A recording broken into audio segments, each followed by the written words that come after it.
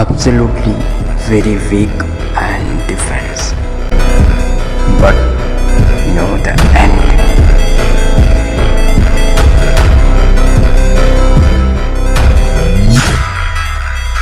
അങ്ങനെ കേരള ബ്ലാസ്റ്റേഴ്സ് മറ്റൊരു മത്സരത്തിന് സമനില പിടിച്ചു. സോ ഈ ഒരു മത്സരത്തിൽ നല്ല ആധിപത്യത്തിൽ കളിച്ചതും ബ്ലാസ്റ്റേഴ്സ് തന്നെ. മത്സരത്തിൽ നന്നായി കളിച്ച് ലാസ്റ്റ് മിനിറ്റിൽ ഒരു ഗോൾ കൺസീഡ് ചെയ്തു. പക്ഷെ കഴിഞ്ഞ തവണത്തിലേറെ ഒരുപാട് ബെറ്റർ മത്സരമായിരുന്നു നമുക്ക് ഈ ഒരു കളിയിൽ കാണാൻ പറ്റിയത്. അതുകൊണ്ട് തന്നെ കുറച്ചും കൂടെ നമുക്ക് പ്രതീക്ഷകളൊക്കെ ഉണ്ടായിരുന്നു. പിന്നെ നോർത്ത് ഈസ്റ്റ് ഒക്കെ നന്നായി കളിച്ചു. പക്ഷെ അവർ വിചാരിച്ച പെർഫോമൻസ് ചെയ്യാൻ പറ്റിയില്ല. പിന്നെ ലാസ്റ്റ് മിനിറ്റ് വെച്ചിട്ടാണ് അവർക്ക് ഒരു ലക്ക് കിട്ടിയത്. ആ ഒരു ഗോൾ വന്ന വഴി എന്ന് പറയുന്നത് നമ്മുടെ ഡിഫൻസിന്റെ ശ്രദ്ധക്കുറവ് മാത്രമാണ്. കാരണം ഓൺലി നമ്മളെ കീപ്പർ ബീറ്റണായി. പിന്നെ ആകെ ചാൻസ് നമ്മുടെ ഡിഫൻസാണ്. പിന്നെ ആ സമയത്ത് നമ്മുടെ ഡിഫൻസ് ഒക്കെ ഫുൾ അറ്റാക്കിംഗ് ആയിരുന്നു. അതുകൊണ്ട് തന്നെ അവര് കൃത്യമായിട്ട് ഗോൾ അടിച്ചു. പക്ഷെ ഈ ഒരു മത്സരത്തിൽ എടുത്ത് പറയേണ്ട കുറച്ച് താരങ്ങളുണ്ട്. അതായത് സൈഫ്, അതുപോലെ കീപ്പറുള്ള അൻവർ ഷെയ്ഖ്, അതുപോലെ ഫാറുവൻ. 3 താരങ്ങളെ നമ്മൾ ഈ ഒരു മത്സരത്തിൽ എടുത്ത് പറയേണ്ടത് തന്നെയാണ്. കാരണം മികച്ച പെർഫോമൻസ് ആണ് ഈ 3 താരങ്ങൾ കാഴ്ചവെച്ചത്. അടുത്ത കളി ബ്ലാസ്റ്റേഴ്സിന് ജംഷഡ്പൂർ എഫ്സിക്കെതിരെയാണ്. അവർക്കെതിരെ ജയിക്കാൻ പറ്റിക്കഴിഞ്ഞാൽ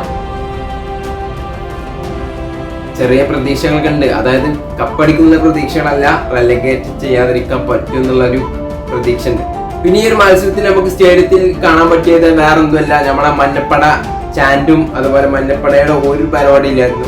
അത് തന്നെയാണ് ഈ ഒരു സമയത്ത് നമുക്ക് വേണ്ടത്. അത് നമ്മൾ തുടരുക തന്നെ ചെയ്യണം. ഒരു മത്സരം ജയിച്ചു എന്ന് വിചാരിച്ച് നമ്മൾ ഇതിൽ നിന്ന് വിട്ടു നിൽക്കരുത്. കാരണം ഈ ഒരു ടീമിനെ നമുക്ക് ആവശ്യമുണ്ട്. ഈ ഒരു ടീം നമ്മൾ വിചാരിച്ച ആ ഒരു ടീമായി മാറും. അതുകൊണ്ട് തന്നെ നമ്മളെ പ്രതിഷേധങ്ങൾ നമ്മൾ അറിയിക്കുക തന്നെ വേണം. അപ്പൊ കൂടുതലായിട്ടും ഈ ഒരു വീടിനെ കുറിച്ച് പറയാനില്ല. അടുത്ത് ജംഷഡ്പൂരിനെതിരെയാണ്, അതും കൊച്ചിയിലാണ് നടക്കാൻ പോകുന്നത്. അപ്പൊ എല്ലാവരും കളിന്റെ വീഡിയോ ആയിട്ട് വരാൻ പറ്റുമെന്ന് പ്രതീക്ഷിക്കുന്നു. അപ്പൊ എന്തായാലും അടുത്തൊരു വീഡിയോ ആയിട്ട് കാണുന്നതായിരിക്കും. എല്ലാവർക്കും